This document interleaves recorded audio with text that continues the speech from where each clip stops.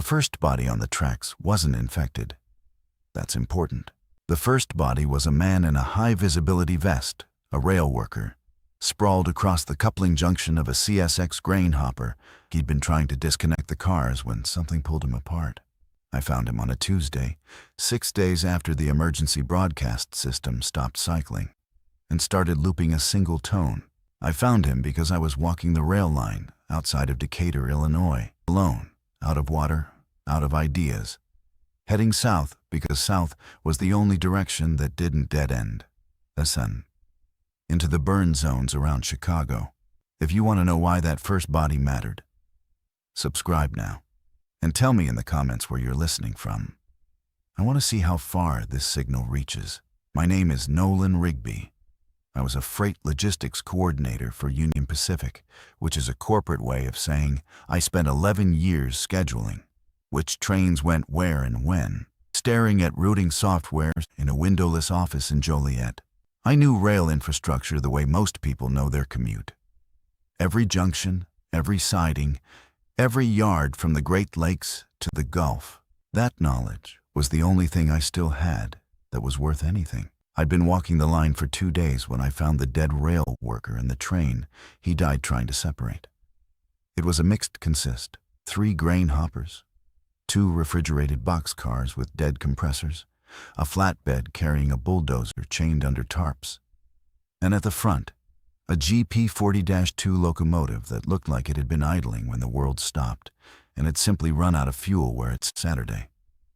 1,800 tons of steel, stretching 400 yards along a slight curve into the prairie, motionless, baking in September heat. The grain hoppers were worthless to me. The flatbed was interesting only because of the bulldozer. But the refrigerated boxcars, insulated, steel-walled, with heavy sliding doors that locked from the outside, those were real shelter. Not a house with glass windows, not an overpass with open ends. Solid corrugated steel, 12 inches of polyurethane foam insulation, floors rated to hold 40,000 pounds. I climbed into the second reefer car through a gap where the door seal had rotted, and I sat on the aluminum floor in perfect darkness, and I didn't move for an hour. The quiet inside that box was so total it felt surgical. Nothing could hear me. Nothing could smell me through the insulation. For the first time in 6 days, my hands stopped shaking. That was the moment the idea started. Not the plan. The plan came later, and it nearly killed me.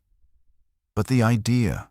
I was sitting inside a steel container designed to preserve things, connected to a locomotive designed to move things, on a rail network I knew better than anyone alive. The tracks didn't care about roadblocks. They didn't care about pileups or burned bridges on the interstate. Rail bridges were steel and concrete, built to carry loads that would collapse a highway overpass. The switches were manual at most rural junctions, and the infected. I'd watched them for 6 days now. The infected didn't cluster on rail lines. They clustered where people clustered. Roads, parking lots, residential grids. The rails ran through the margins, through the industrial backs of cities, through empty prairie corridors where nothing human had any reason to gather. I could move, not on foot, not in a car threading through highway graveyards, but on rail, in a steel shell, at 30 miles per hour, through the back corridors of the collapse. If I could fuel the locomotive, that if was the size of the world. I searched the rail worker's body before I did anything else. His name badge said Terrence, and he carried a radio that was dead, a multi-tool, and a laminated emergency procedures card for this specific stretch of track. The card told me there was a fueling depot at the Decatur rail yard, 4 miles south. 4 miles of open track, on foot, alone. I marked the position of the train on my mental map. I took Terrence's multi-tool and his steel-toed boots, which were a half-size too big, but infinitely better than my split-soled office shoes. I left him where he lay because I couldn't bury him, and I wouldn't pretend. 4 miles south, fuel or failure. I started walking. The Decatur rail yard was larger than I expected and worse than I feared. It was a classification yard. Dozens of parallel tracks fanning out from a central hump, designed to sort cars by rolling them downhill and switching them onto destination tracks. In normal operations, it would have held hundreds of cars in various stages of assembly. Now it held maybe 40, scattered unevenly, some coupled, most standing alone on their tracks like abandoned arithmetic. The control tower rose 6 stories at the north end, its windows intact, no visible movement behind them. The fueling depot sat on the eastern perimeter. 2 above-ground diesel tanks, a pump house, and a concrete pad stained black with decades of spilled fuel. I could see it from the yard's northern entrance, maybe half a mile across open ground. Between me and the diesel was a flat expanse of gravel, rail ties, and weedy ballast with essentially no cover taller than knee height. I counted 11 infected in the yard.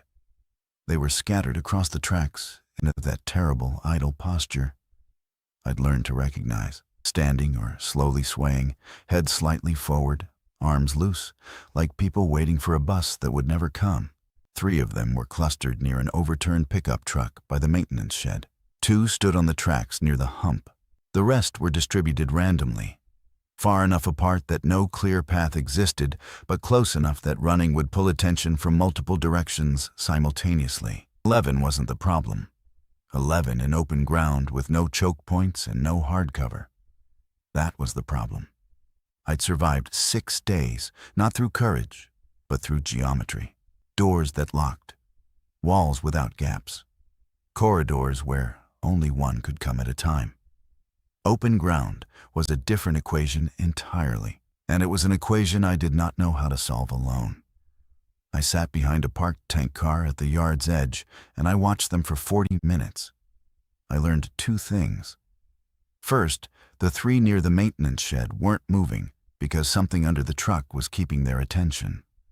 I could hear faint, irregular tapping, which meant something alive was trapped there.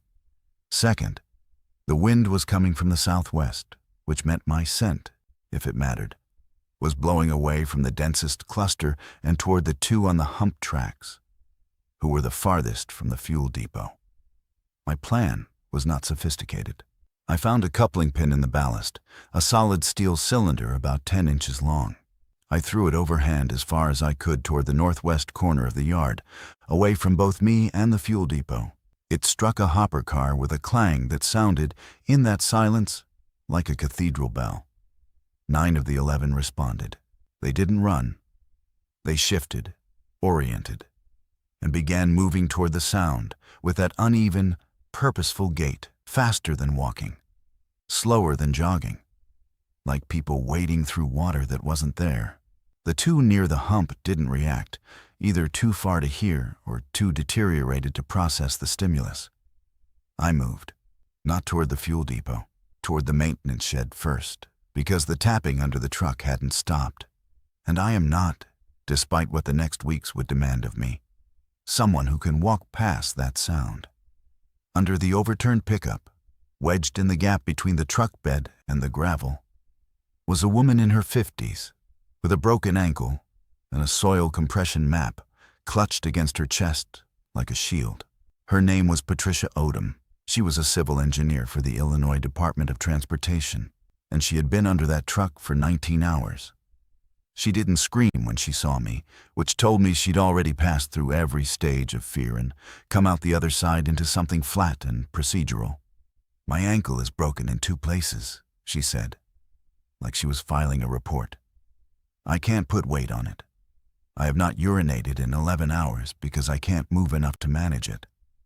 Tell me you have a plan, or tell me you don't. But don't tell me it's going to be okay." I told her I had a train 4 miles north and no fuel to run it. I told her the fuel was 500 yards east. I told her I'd just thrown the only distraction I had. She processed this in about 3 seconds and said, "Then you'd better carry me now, because those things come back faster than they leave." Patricia weighed maybe 130 pounds. With her arm over my shoulder and my arm around her waist, dragging her broken ankle, we made about 2 miles per hour across open ground. The fuel depot was 500 yards. That's roughly 8 minutes of exposed, lurching, agonizing movement, while 11 infected milled somewhere behind us in a yard with no walls. We made it in 7. The pump house was unlocked because no one locks a pump house in a rail yard. The whole yard is the secured perimeter, and that perimeter had been meaningless for a week. Inside, a diesel transfer pump, 50 feet of heavy rubber hose, a control panel with a dead digital readout, and a clipboard showing the last delivery. Tank 1, approximately 9,000 gallons of locomotive diesel. Tank 2, empty, scheduled for refill on a date that would never come. 9,000 gallons, a GP40-2 burns roughly 4 gallons per mile under load. 9,000 gallons was over 2,000 miles of rail travel. That number rearranged every calculation in my head. I wasn't thinking about reaching the next town anymore. I was thinking about the Gulf Coast, about the military cordons that the last reliable broadcasts had mentioned forming around port cities, about a straight-shot rail corridor from central Illinois to Mobile, Alabama, 700 miles through the least populated land in the eastern United States. But 9,000 gallons of diesel weighs about 63,000 pounds, and I had no way to move it without power. The transfer pump was electric. The yard's power was dead. The locomotive's engine was dead. I was standing next to enough fuel to drive a train to the ocean, and I couldn't access a single gallon of it. Patricia, propped against the pump house wall with her broken ankle elevated on a coil of hose, looked at the manual override valve on the side of Tank 1 and said, "Gravity feed." I stared at her. The tank's elevated, 8 feet off the ground on a steel frame. The fill port on a locomotive fuel tank is below the frame rail. If you can get a locomotive to this siding and position the fill port below the tank outlet, you can gravity feed diesel without the pump. It'll be slow, maybe 200 gallons an hour through that valve diameter. But it'll work.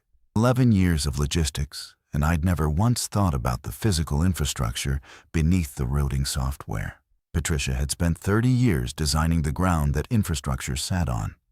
She understood gravity, grade, fluid dynamics, load-bearing capacity, the raw physics under the digital abstraction. In that moment, she was more valuable than any survival skill I'd seen demonstrated in 6 days of collapse. The problem remained. The locomotive was 4 miles north, dead, on a mainline track. And I needed it on this siding, next to this tank. A dead locomotive doesn't move without an external force. But a rail yard is a machine designed to move dead cars. That's what the hump and the gravity switching system existed for. If I could get the locomotive to the yard's own gradient could theoretically roll it onto the fueling siding. "I need a second locomotive," I said. "A live one, even temporarily. Something with enough power to push my consist 4 miles. Patricia pointed through the pump house window at the scattered cars across the yard. "Yard switcher," she said. "Every classification yard has at least one. Small locomotive, low horsepower, designed to push cars around the yard. If one's here and has fuel in its tank, it might start." We found it on the 3rd track from the east wall. An SW1500, painted in faded yellow, squatting low between 2 empty boxcars like it had been parked mid-task and forgotten. Its fuel gauge, mechanical and therefore still functional, read a quarter tank, maybe 300 gallons, enough to operate for hours within the yard, but not enough to take on the road. A tool, not a vehicle. I climbed into the cab and sat in the engineer's seat for the first time in my life. 11 years in rail logistics, and I had never once operated a locomotive. I'd scheduled them, routed them, tracked them on screens. The physical reality of the machine, the throttle notches, the independent and automatic brake valves, the engine start sequence, was knowledge I possessed only theoretically, absorbed through years of proximity to people who actually did the work. The start sequence for an SW1500 is battery knife switch on, fuel pump prime, engine start button. I knew this the way I knew the capital of France, factually, without muscle memory, without the confidence that comes from having done it before. I pressed the battery knife switch. Instrument panel lights flickered and held. The fuel pump whined, caught, steadied. I pressed the engine start button and the 12-cylinder diesel beneath my feet turned over twice, coughed black smoke through the exhaust stack, and roared into a rough, shaking idle that vibrated the entire cab so hard my teeth ached. The sound was enormous. It was the loudest thing that had happened in Decatur, Illinois, in a week. Every infected in the yard turned toward me simultaneously. I had perhaps 90 seconds before the fastest of them reached the switcher. The cab was elevated, 5 feet above the ballast, and the access ladder was steep.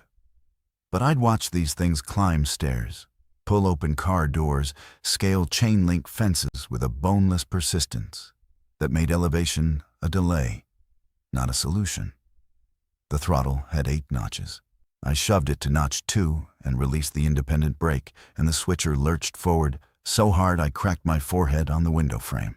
The couplers slammed into the empty boxcar ahead of me, and the whole assembly, switcher plus 2 boxcars, began rolling south along the siding at maybe 3 miles an hour, which felt simultaneously too fast for my competence and too slow for the figures now converging from across the yard. Steering wasn't a concept.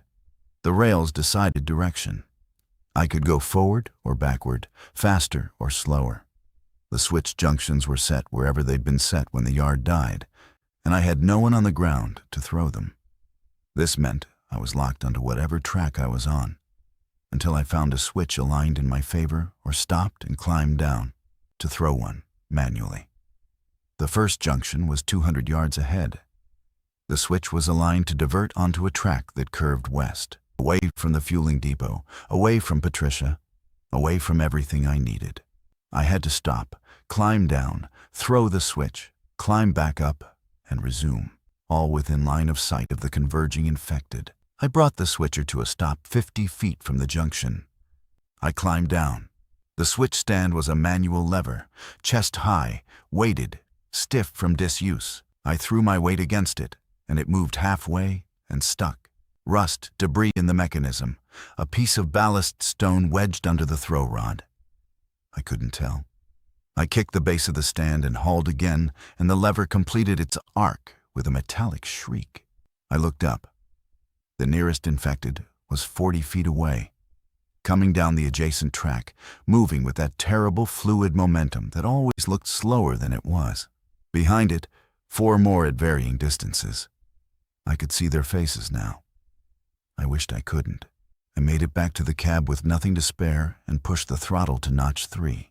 The switcher rolled through the junction onto the eastbound track, now aligned toward the fueling siding, and I let myself breathe for the first time in 2 minutes. The infected followed along the adjacent track, but couldn't cross.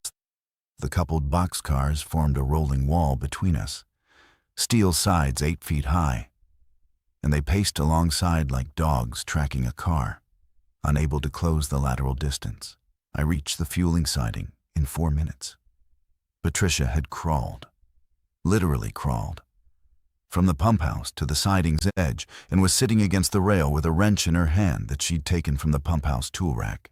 She couldn't stand, couldn't run, couldn't fight. She'd armed herself with a wrench and crawled to meet me. That told me everything I needed to know about Patricia Odom. I uncoupled the 2 empty boxcars and left them blocking the siding entrance like a barricade. Then I explained the next phase. I had to take the switcher north, 4 miles up the main line, couple onto my consist, and push the entire train, locomotive, hoppers, reefers, and flatbed, back to the yard and onto this siding. That meant leaving Patricia alone next to a diesel tank with a wrench, while infected prowled the yard. "How long?" she asked. 2 hours, maybe 3. I've never coupled a locomotive to a consist before. Have you ever driven a locomotive before today? No. She weighed the wrench in her hand. Then I'd better not waste time worrying about the things I can't control. Go get your train, Nolan. The main line run north was the most surreal experience of the collapse for me. The switcher moved at maybe 15 miles an hour on open track, grinding along through flat Illinois farmland under a cloudless September sky. And for 20 minutes, There was nothing. No infected, no wreckage, no sound but the diesel engine and the rail joints clicking under the wheels in that old rhythmic pattern that I'd heard in movies my entire life, but never experienced with my own body. The world looked almost normal from the cab. Fields of unharvested corn, brown and drying, a grain elevator in the distance, a red barn with a collapsed roof. If I didn't look too carefully at the highway overpass I passed under, where 3 cars had burned to their frames and something hung from the guardrail that I refused to identify. It could have been any September. I found my consist exactly where I'd left it. Terrence's body was still on the coupling junction, undisturbed. I spent 40 minutes figuring out the coupling procedure, making 3 attempts before the knuckle couplers engaged and the air brake lines connected. Then I pushed the entire train south, back toward the yard at 8 miles per hour, learning with every mile how 1,800 tons of steel responded to throttle and brake inputs, sluggishly, enormously, with a momentum that made stopping a negotiation rather than a decision. I reached the yard at dusk and immediately understood that the situation had changed. The infected that had been scattered across the yard were no longer scattered. They were congregated near the fueling siding, near Patricia, drawn by the sound of the switcher's earlier pass, or by her presence, or by whatever invisible calculus governed their movement. I counted at least 15 now, 6 more than before. They'd come in from outside the yard, pulled by the engine noise. Patricia was no longer at the siding's edge. I couldn't see her anywhere. I pushed the consist onto the fueling siding at a crawl, using the coupled boxcars I'd left as a guide.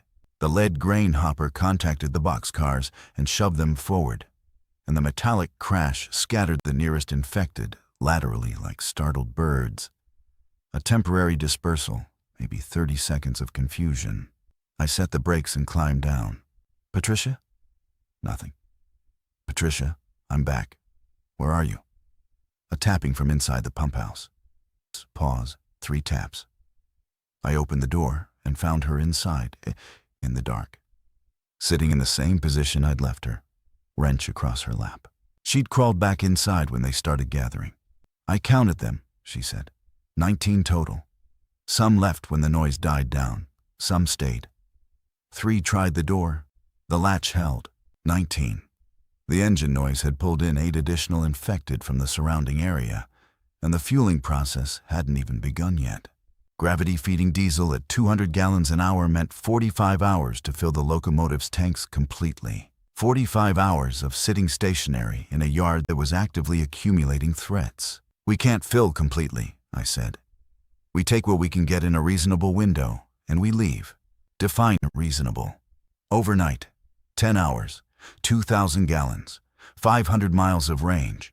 That gets you to where? I'd been running the route in my head for hours. Memphis, give or take. There are fueling depots along every Class 1 main line. If we can find one more accessible depot between here and Mobile, we can make the Gulf in 2 fuel stops, she repeated. I can't do the physical engineering alone. I barely coupled the cars.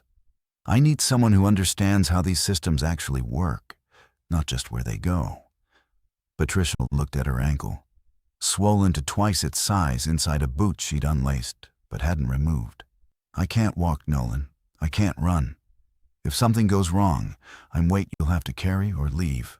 You designed the gravity feed in 10 seconds. I'd still be staring at the pump. She was quiet for a long time. Then she said, "Help me to the tank valve. I'll manage the fueling. You keep those things away from me." We started fueling at 9:14 p.m. The gravity feed worked exactly as Patricia predicted. A steady, heavy stream of diesel pouring through the valve and down the hose into the GP40-2's fuel tank, filling the silent yard with the smell of petroleum. I stood on top of the reefer car nearest to the tank with a spotlight I'd found in the switcher's emergency kit, and I watched the yard. The spotlight was a mistake I corrected within minutes. It drew them. Not like the engine noise, slower, more diffuse. A gradual orientation toward the light source that brought 3 of the nearest infected to within 20 feet of Patricia's position. I killed the light and switched to the darkness and my own adjusting eyes. What I learned that night, lying on my stomach on top of a refrigerated boxcar while diesel gurgled into a locomotive below me, was that the infected didn't sleep, but they did cycle. Their activity wasn't constant. It pulsed, rising and falling in waves that seemed connected to ambient sound. When the yard was quiet and the only noise was the liquid murmur of flowing diesel, they drifted into a low-energy state, swaying, nearly motionless, when a sound broke the pattern. Patricia shifting her weight, a coupling creaking as temperature changed the steel, a distant collapse somewhere in the city. They activated, moved, searched, and then slowly wound down again. By midnight, we had roughly 800 gallons in the tank. Patricia managed the valve with one hand, counting flow rate by timing the stream against the hose diameter calculations she'd done in her head. Her other hand held the wrench. She never let go of it. At 2 a.m., she called up to me. "Nolan, we have a problem I haven't mentioned." The problem was the track south. Patricia, during her 19 hours under the truck, had been listening to the rail, literally pressing her ear to the steel, because sound travels through rail for miles, and she'd been a civil engineer long enough to interpret what she heard. Before the yard went silent, she'd heard a rhythmic, heavy vibration from the south. Not a train. The pattern was wrong, too irregular, with stops and starts that suggested mechanical failure or deliberate obstruction. "Something is on the main line between here and the first junction south," she said. "I don't know what. Could be a derailment. Could be a vehicle on the tracks. But the line isn't clear." This changed the route calculation entirely.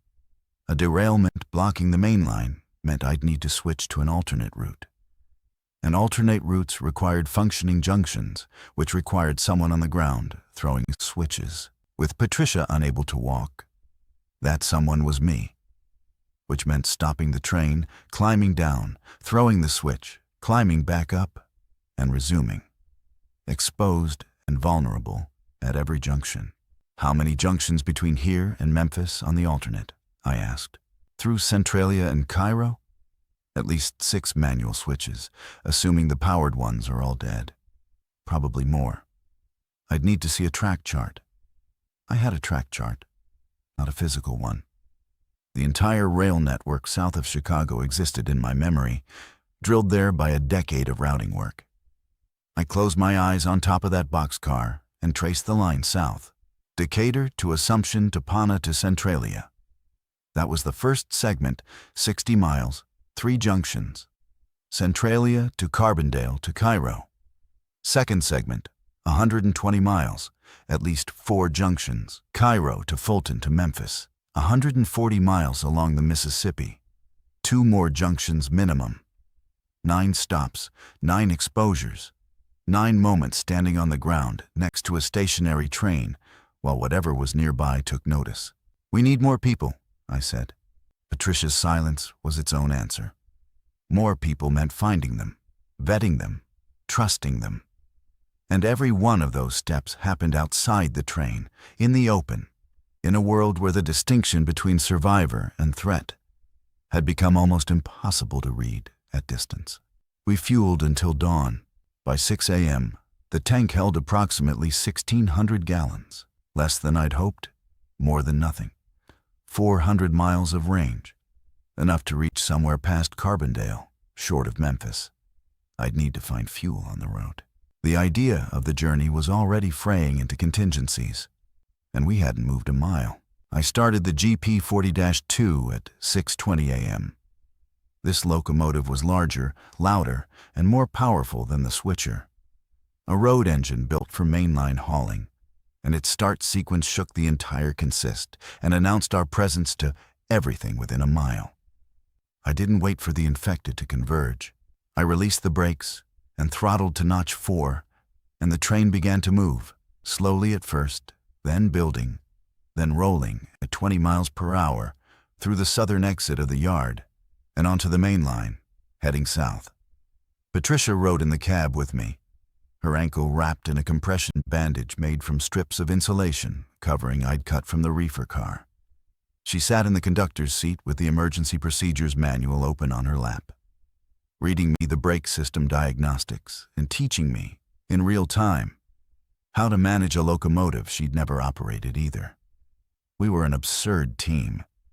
A logistics scheduler who'd never touched a throttle and a civil engineer who'd never been inside a cab, running an 80-ton locomotive down a main line neither of us could verify was clear.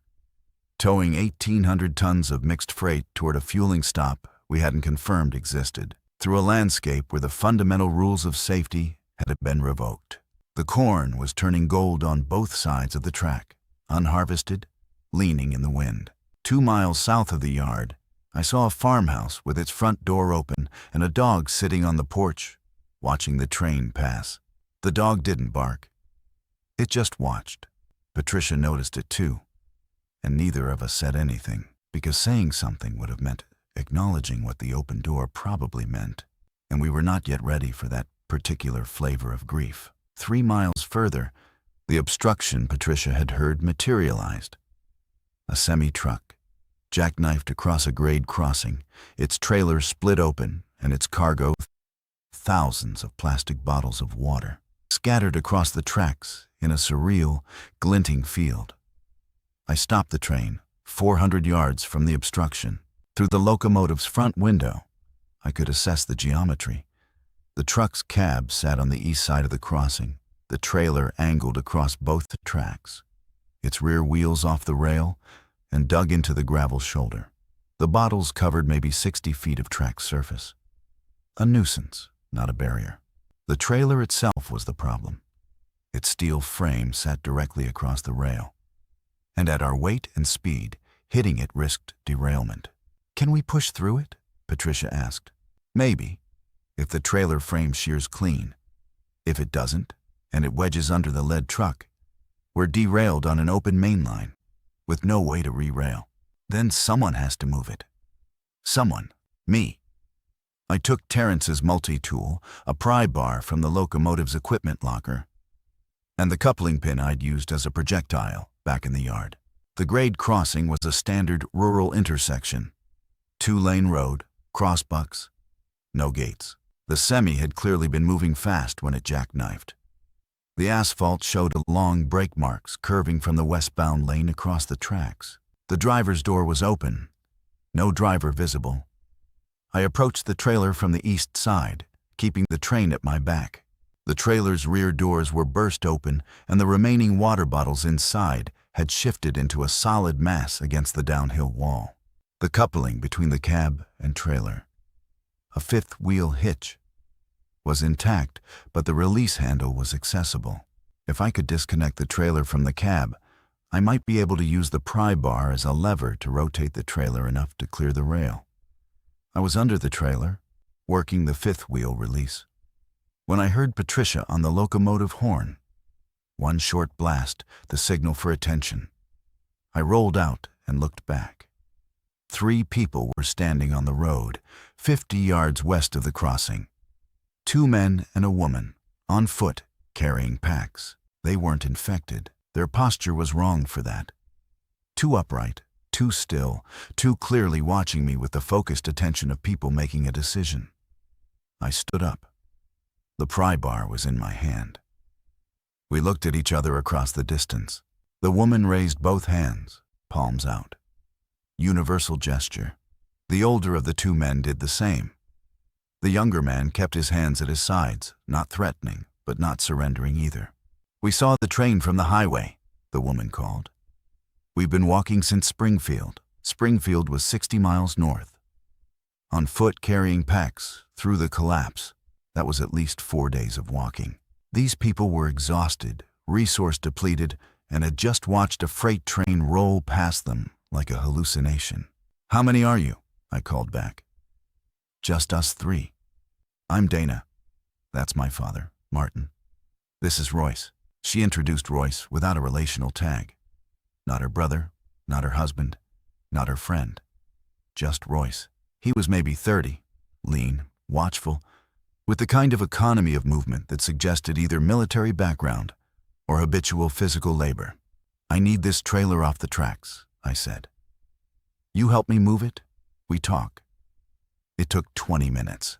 Royce understood mechanical leverage intuitively. He found the right fulcrum point on the first try, and with both of us working the pry bar while Martin braced the trailer frame with a length of rail tie, we rotated the trailer 30 degrees off the track. Dana, meanwhile, had walked to the locomotive without being invited and was talking to Patricia through the cab window.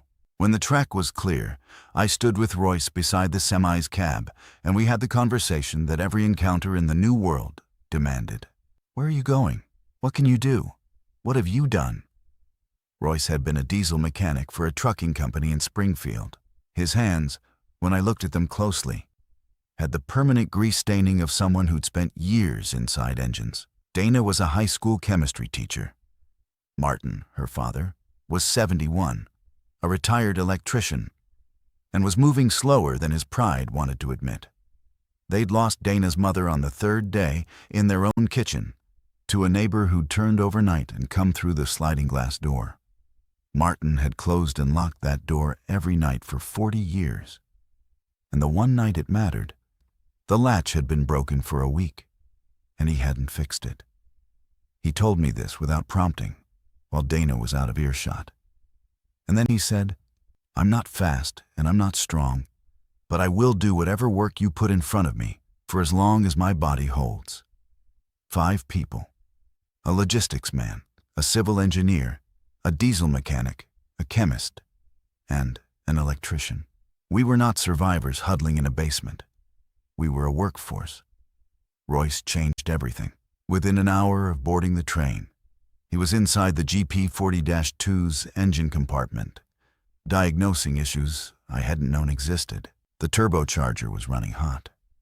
A partially clogged air filter that, left unaddressed, would have seized the engine within 200 miles. He cleaned it with diesel fuel and a rag. He found a hairline crack in a coolant line and sealed it with epoxy from the locomotive's maintenance kit. He adjusted the fuel injector timing by ear, listening to the engine's rhythm the way a musician tunes an instrument, tilting his head, making micro-adjustments with a wrench until the idle smoothed from a rough hammer to a steady pulse. This engine's tired, he told me. It'll run, but it needs attention every day. You've been driving it like a car. It's not a car. It's a sick animal that needs tending. He said this without judgment, simply correcting a misunderstanding. And I appreciated the precision. Royce communicated in technical facts. He told you what was true, what was broken, and what would break next. Emotional context was not his medium. When Dana tried to discuss the psychological weight of leaving Springfield, the house she'd grown up in, her classroom, the students she'd last seen on a Friday afternoon and would never see again, Royce listened quietly and then went back to the engine compartment. Not cold, just elsewhere. We resumed southbound movement at 11 a.m. 5 people in a locomotive cab designed for 2, running at 25 miles per hour through central Illinois, towing a consist that Royce had already begun mentally redesigning. The hoppers are dead weight, he said, studying the consist from the cab's rear window. Grain's no use to us without milling equipment. The flatbed with the bulldozer, also dead weight unless we need to clear a physical obstruction bigger than a trailer. The reefer cars are your living quarters, insulated, lockable, structurally sound. But the cab is your vulnerability. These windows aren't armored. The doors don't seal. If a group of them surrounds the locomotive while we're stopped, we're exposed. So we don't stop, I said. You have to stop. Junctions, fuel, water, mechanical issues. Every stop is an exposure. The question is how you manage the exposure. This was the beginning of the fortress concept. Not my idea, not any single person's idea, but a collaborative engineering problem that the 5 of us began solving collectively over the next 48 hours while the train rolled south. Martin, despite his age and grief, was the one who solved the cab vulnerability at our first fuel and water stop, a small yard outside Pana where we found a maintenance shed with 200 gallons of diesel in portable drums. He began dismantling steel sheeting from a damaged boxcar in the yard. Using hand tools and bolts salvaged from the shed, he fabricated steel shutters for the locomotive cab windows, hinged at the top, held open by pins, droppable in seconds. When closed, they reduced visibility to narrow, horizontal slits, but made the cab effectively impenetrable. "I've been wiring houses for 40 years, he said, drilling bolt holes with a hand brace. "Every house has shutters. Most people never close them. These, you'll close." Dana, meanwhile, was solving a problem none of us had prioritized. The reefer cars were shelter, but they were also sealed steel boxes with no ventilation once the refrigeration compressors were dead. Sleeping in them overnight meant carbon dioxide accumulation, condensation, and eventual oxygen depletion in a sealed space. She calculated the volume, the respiratory output of 5 adults, and the time to dangerous CO2 levels. About 6 hours in a fully sealed car. She cut ventilation ports, small, high on the walls, covered with screen mesh salvaged from the maintenance shed's windows to prevent anything from reaching through. Each port was 6 inches square, too small for a hand, large enough for airflow. She calculated the placement using the thermodynamic principles she'd taught to bored 16-year-olds for 12 years. And the ventilation worked so well that the reefer car's interior temperature dropped 8 degrees overnight. We were building something. Not a barricade, not a bunker, not a static refuge.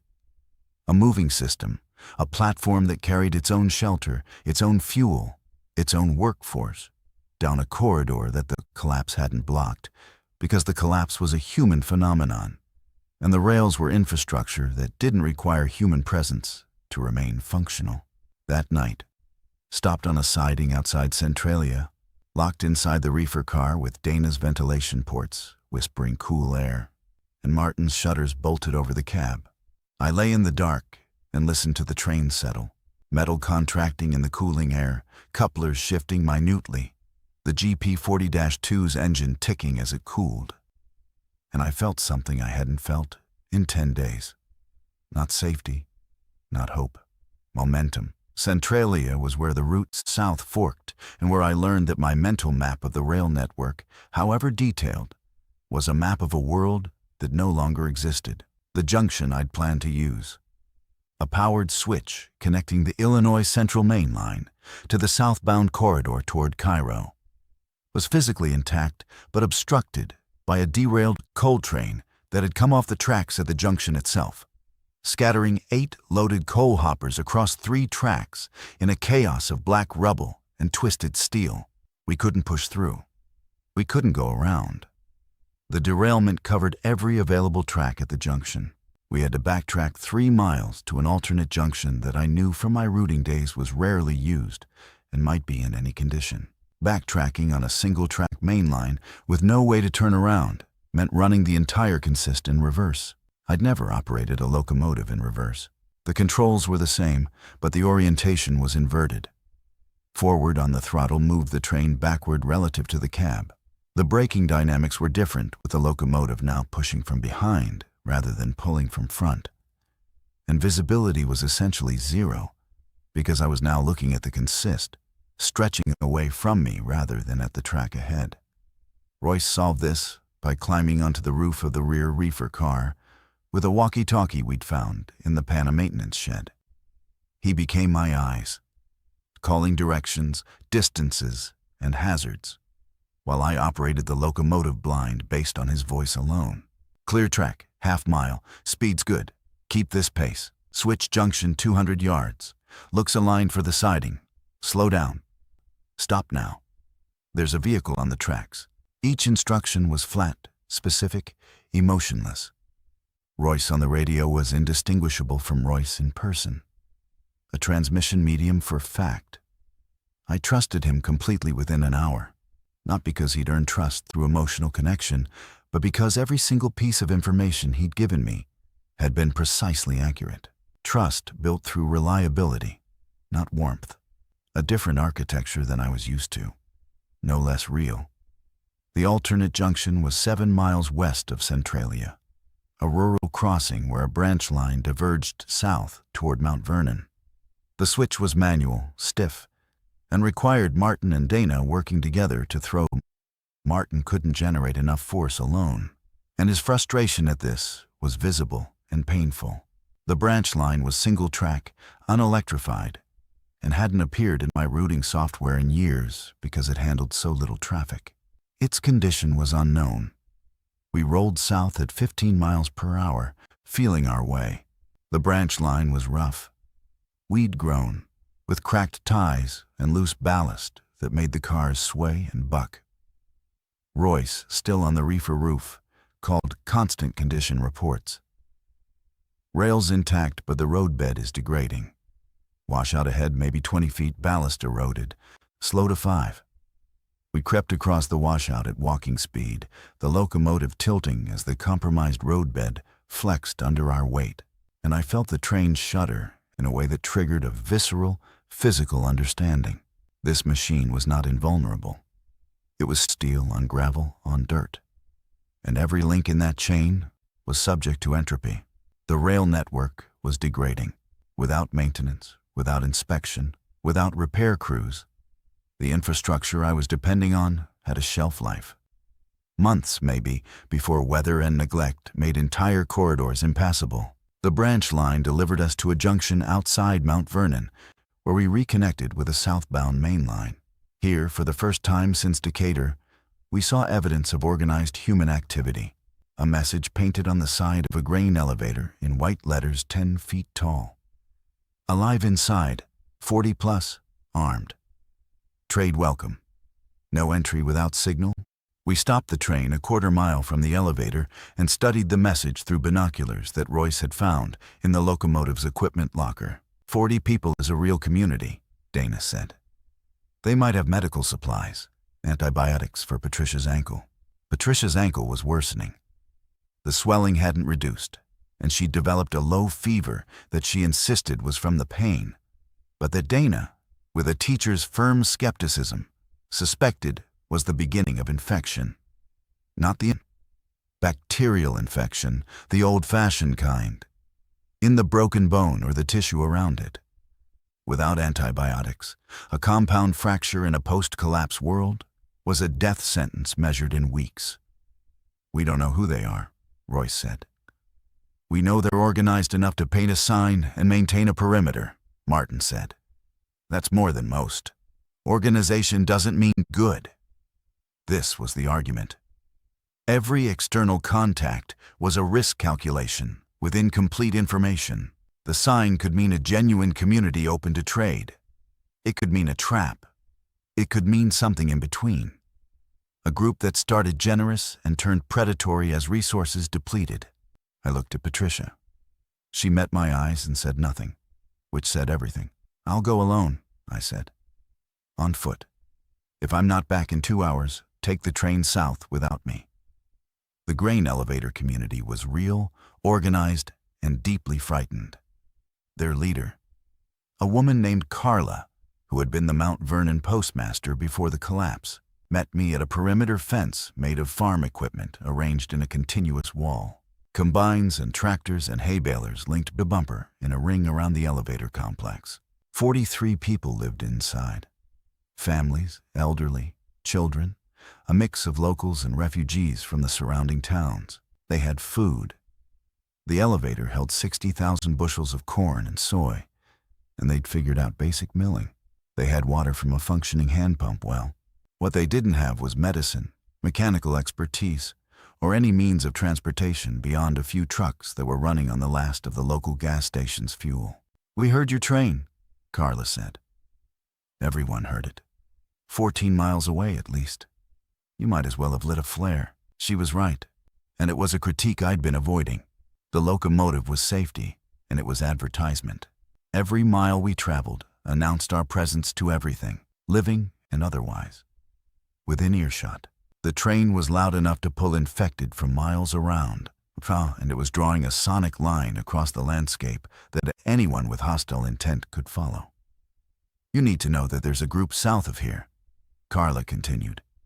Between Marion and Carbondale, they've been working the rail lines, stripping them, taking rail from the branch lines for barricades, pulling switches to funnel traffic onto tracks they control. We sent a scouting party 10 days ago. 2 came back, the other 3 didn't. Rail stripping, switch manipulation.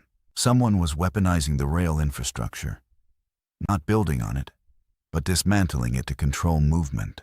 My entire strategy depended on the network remaining intact, and someone was deliberately destroying it.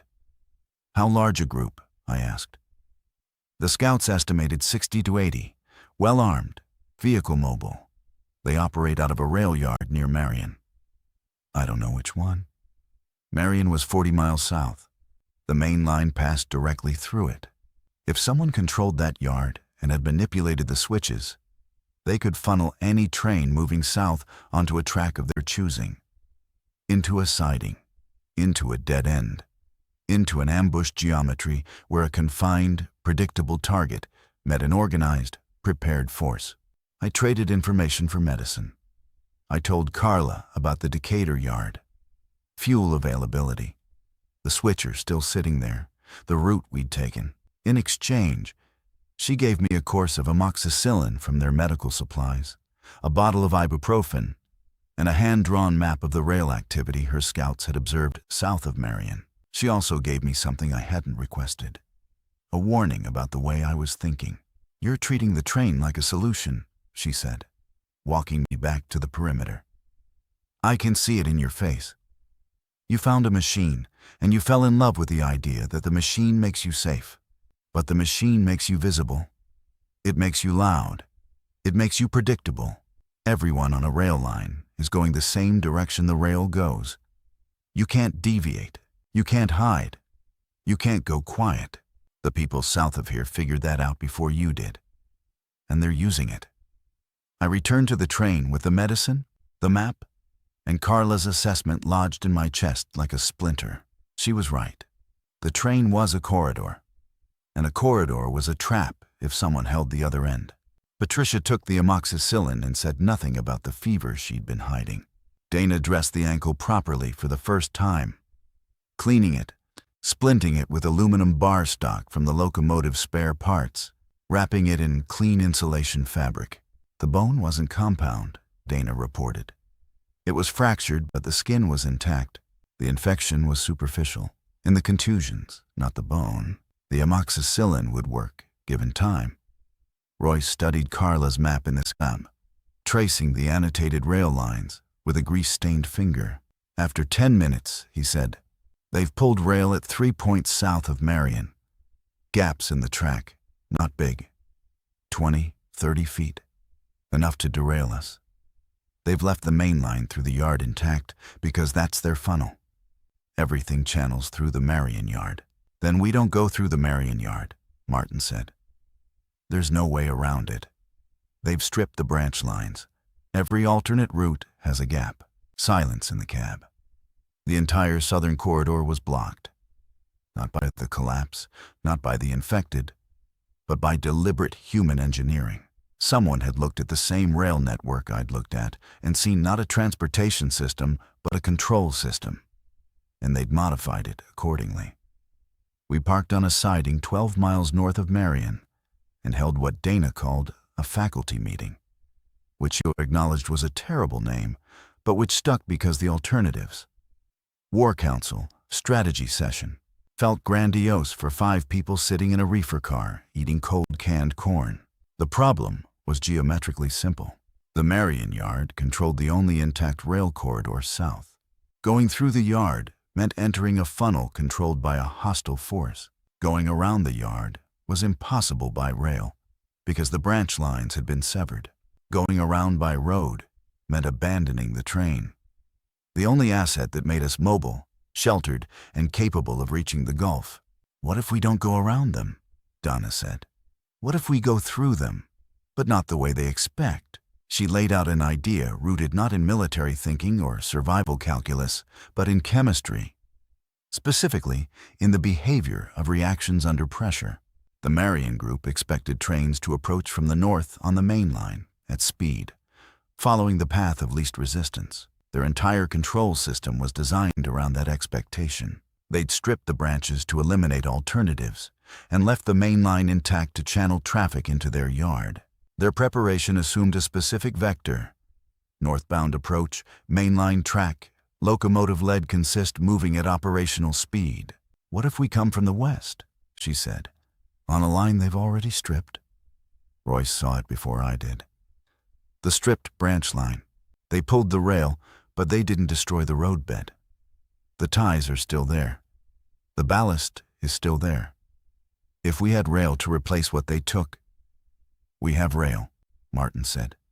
"We passed a siding full of it north of Centralia. Stored rail stacked alongside the track.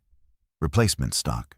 Patricia, from her position in the corner with her ankle elevated, said, "A 30-foot gap requires 12 rail lengths at 39 feet each." "No, it requires 1 rail length per rail. So 2 rails for a 30-foot gap, 1 per side. Each rail weighs roughly 700 pounds. You'd need to transport 2 rails, align them, and spike them to the existing ties. With proper equipment, that's a 2-hour job. With hand tools and 5 people, one of whom can't stand." "How long?" I asked. "A day, maybe more, per gap." And Carla's map shows 3 gaps. 3 days of exposed manual labor on a stripped branch line within the operating range of a hostile group. The math was terrible. But the alternative, driving the main line into a prepared ambush, was worse than terrible. It was certain. We went back to Centralia. The stored rail was exactly where Martin remembered, stacked on wooden cradles alongside a maintenance siding. New rail, pre-drilled, waiting for an installation that would never come.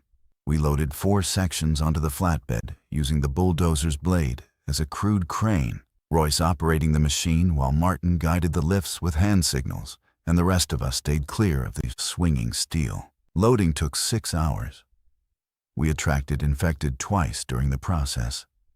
A group of 4 from the tree line east of the siding, and later, a single figure that emerged from a maintenance shed we'd assumed was empty.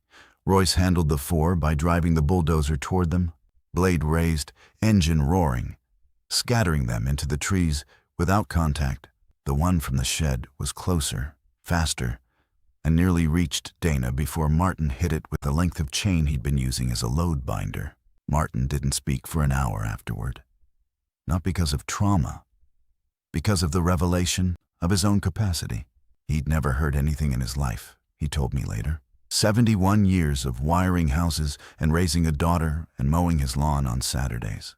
And the first time he'd ever swung at another being was in a rail yard in Illinois, defending a woman he'd known for 3 days. He didn't know what to do with that information about himself. I didn't either.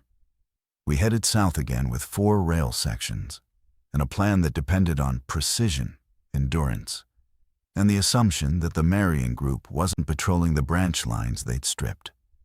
If they were, we'd be exposed. On foot, working with hand tools, announcing our presence with every hammer strike on every spike.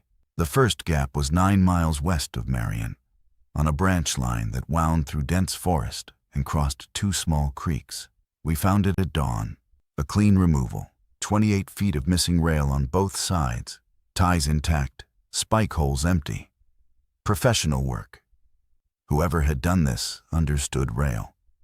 Patricia directed the installation from a folding chair we'd set up beside the gap, unable to stand but unwilling to stay in the train. She calculated alignment, supervised rail placement, and corrected our spike positioning with the impatient precision of someone watching amateurs perform a task. She could do better with her eyes closed if her body would cooperate. It took 14 hours. The second gap was 6 miles further south, in open farmland with no tree cover. We reached it at midday and immediately understood why Carla's scouts had been caught. The gap was positioned at the top of a slight rise, visible from the surrounding fields for half a mile in every direction. Working here was working on a stage. Royce climbed the nearest telephone pole, hand over hand, 60 feet up, using the maintenance pegs as footholds, and scanned the horizon with the binoculars. "Vehicle dust on the road 2 miles south," he reported. "Moving east. not toward us, but in our area.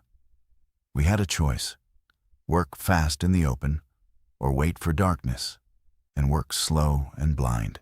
Dana, who had been quiet during the first repair, spoke up. We work now. If we wait, we lose 12 hours and spend a night exposed on the one. Every hour stationary is an hour. The math gets worse. We worked. Martin and I carried the rails from the flatbed. 700 pounds each, 200 yards, in sections using log roller technique over the ties. Royce spiked. Dana aligned. Patricia directed. The sun hammered us. The openness felt like drowning in air. Too much space, too much visibility. Nowhere for the eye to rest and feel enclosed. The vehicle dust Royce had spotted resolved into a pickup truck that crossed the road a mile south, paused, and then continued east. We couldn't tell if they'd seen us. We couldn't tell if our train, parked on the branch line a quarter-mile behind us, was visible from the road. We couldn't tell anything, and the not knowing was its own form of violence. A corrosion of focus, a splitting of attention between the physical task and the imagined threat. We finished the second gap in 11 hours, working by flashlight for the last 2, shielding the beams with our bodies. The rails seated into the spike holes with a precision that Patricia acknowledged with a single nod. We pushed the train across both repairs at walking speed, Royce on the ground ahead checking each joint, and by midnight we were parked in a wooded cut 3 miles from the third and final gap. I slept for 2 hours and woke to Dana shaking my shoulder. "There's a light," she said. "South, on the branch line." I climbed to the reefer roof. A mile south, maybe less, a steady white light moved along the tree line, parallel to the branch. A vehicle, on the road that ran alongside the rail corridor. Moving slowly, searching. They knew. The Marion group had found the first or second repair. New rail gleaming against weathered ties, impossible to miss in daylight. And they'd realized someone was bypassing their funnel. "How long until they reach us?" I asked Royce, who was already on the roof. "At that speed, 20 minutes. If they're following the branch line, they'll hit our train. 20 minutes. The third gap was still unrepaired, 2 miles south. We couldn't go forward without completing it. We couldn't stay without being found. We could go backward. Retreat north, abandon the bypass, return to the main line, and face the original funnel problem. Or, Royce, can you operate the bulldozer in the dark?" He looked at me. "Yes. If I unchain it from the flatbed, can you drive it off and put it on the road behind us? You want to block the road. I want to buy time. A bulldozer on a 2-lane forest road is an obstruction that takes hours to move without heavy equipment. If they're in a pickup, they can't pass it."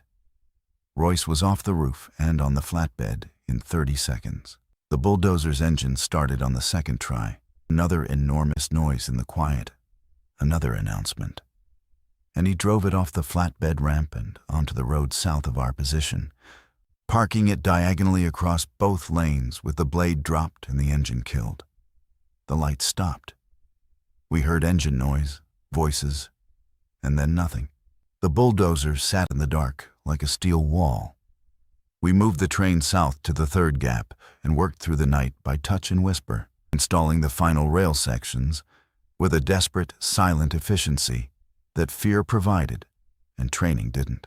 Patricia couldn't direct in the dark, so she directed by sound, listening to the spike hammer strikes, correcting our alignment by the pitch and resonance of steel on steel, her ear pressed to the rail like she'd done under the truck in Decatur. The third repair took 7 hours. Dawn was 40 minutes away when I drove the train across the final joint at 3 miles per hour, feeling every millimeter of imperfection in the rail seating, and onto the intact track south of the Marion Group's control zone. We'd bypass them. Not through force, not through confrontation, but through infrastructure. Rebuilding what they'd destroyed, using the same engineering knowledge they'd used to dismantle it. South of Marion, the landscape changed.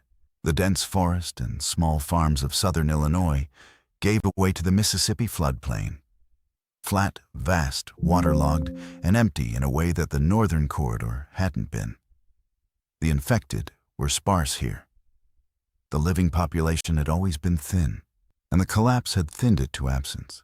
We ran for 50 miles without seeing a single figure, living or otherwise, and the emptiness was not comforting.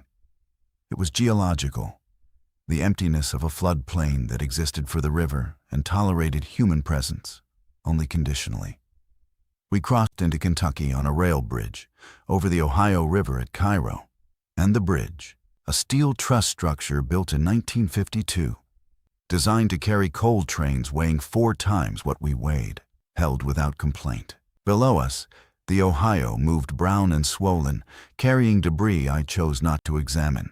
Behind us, the Illinois corridor disappeared into haze. Ahead, the rail line curved southeast through the Purchase region of western Kentucky, flat farmland that would connect us to the Nashville and Western Corridor, and eventually to the main southbound line through Tennessee. Fuel became the immediate crisis. We'd burned through our Decatur load and the additional 200 gallons from Pana, and the gauge sat at a level that Royce estimated as 300 gallons, 150 miles of range if we were careful. Less if the terrain imposed grades or the engine's efficiency continued to degrade. Royce had been watching the engine like a declining patient, noting changes in exhaust color, oil pressure, coolant temperature. "She's burning oil," he told me on the second day in Kentucky. "Rings are going. We're losing maybe a quart every 50 miles. That's not immediately critical, but it means the engine is dying. Not today, not this week. But this locomotive will not run indefinitely. We need to think about what happens when it stops." This was the thought I'd been refusing. The train was not permanent. It was a resource with a lifespan: fuel, engine condition, track quality. And that lifespan was shortening with every mile. The moving fortress was moving toward its own obsolescence. We found fuel at Fulton, Kentucky, a small rail junction where a fuel depot still held approximately 4,000 gallons. The depot was unguarded, its fence cut open, the valve handles missing. Someone had been here before us and had taken the means of access, but not the fuel itself, either because they couldn't transport it or because they were planning to return. Royce fabricated a valve handle from a piece of steel pipe and a bolt, and we gravity-fed 2,000 gallons into the locomotive over 8 hours, bringing our total range back to roughly 500 miles. Enough. Memphis was 160 miles south. Mobile was 450 beyond that. If we could find one more fueling stop in Mississippi or Alabama, we could make the coast. Patricia's ankle was responding to the amoxicillin. The fever had broken on the second day, and while she still couldn't bear weight, the swelling was reducing, and her color had improved from gray to merely pale. She spent the fueling stop redesigning our waste management system, a problem nobody wanted to discuss, but everyone suffered from. Using a section of reefer car drain pipe and a gravity flow system that was, she insisted, fundamentally identical to the fueling system, just less pleasant. "Engineering doesn't care about dignity," she said, tightening a pipe joint. "It cares about flow rates and gradient." Martin rewired the locomotive's electrical panel during the same stop, restoring the cab heater and the forward-facing spotlight that Royce had intentionally disabled early in the trip to avoid it attracting infected. Martin's argument was that we were now in territory where the human threat outweighed the infected threat, and visibility, being able to see the track ahead, was more critical than concealment. The debate that followed was the first genuine conflict within our group. Royce wanted darkness. Martin wanted light. The disagreement wasn't about spotlights.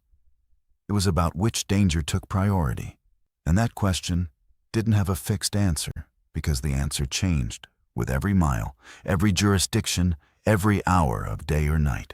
Dana mediated, not by choosing a side, but by proposing a protocol. Spotlight on when moving, off when stopped. Moving meant the noise already announced us, so visual concealment was redundant. Stationary meant the only thing protecting us was obscurity, so darkness was essential. Both men accepted because the logic was neither man's. It belonged to the system. and the system didn't play favorites. We crossed into Tennessee at dusk, rolling south at 20 miles per hour through a landscape of harvested cotton fields and pine plantations. And the sky ahead was red in a way that wasn't sunset. Memphis was burning. Not all of it. The eastern suburbs and the industrial zones along the river were intact, visible as dark silhouettes against the sky.